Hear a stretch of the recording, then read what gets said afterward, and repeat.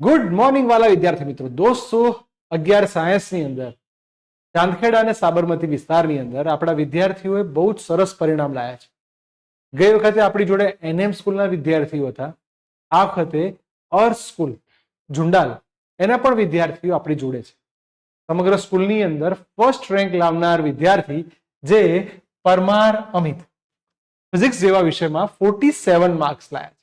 આપણે બોલાવીએ અને જાણીએ કે કઈ કઈ વસ્તુઓ તરફ ફોકસ કરવું જોઈએ. Please welcome Amit.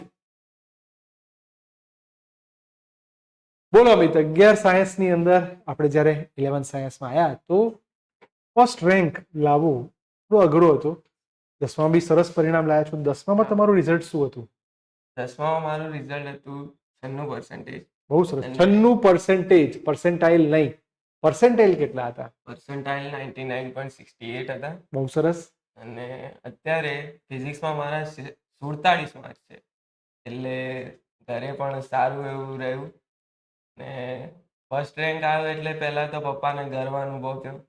એટલે બહુ સારી વસ્તુ છે કે ભાઈ તમારું સારું પરિણામ આવે તો આપણા ઘરના લોકો આપણને એપ્રિસિએટ કરે તો એક સરસ ઘરની ભૂમિકા છે. પણ સામે એવું બી છે કે સર 50માંથી 50 આયા હોત અહીંયા તો મજા પડી જાત. હા, એ 3 માર્ક્સ લગભગ એમસીક્યુમાં જ કપાયા છે, એટલે સૌથી વધુ એમસીક્યુમાં પ્રેક્ટિસ કરવી જોઈએ.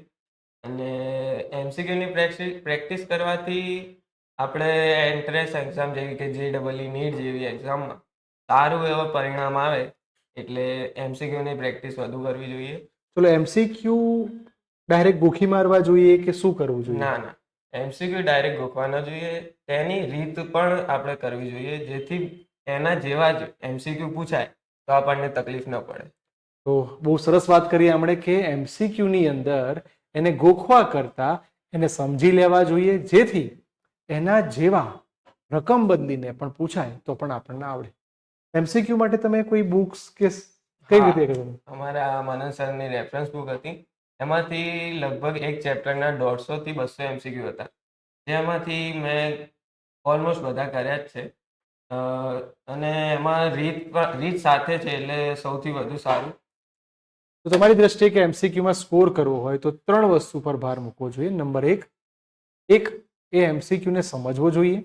નંબર 2 સ્પીડ પ્લસ એક્યુરસી, એટલે સ્પીડ પણ આવી જોઈએ અને એમાં ભૂલચૂક ના થાય એનું પણ ધ્યાન રાખવું જોઈએ. Thank you so much Amit. અને 12માં બી આવું સરસ પરિણામ લાવો અને JEE મેઇન અને એડવાન્સ બંને ક્રેક કરો.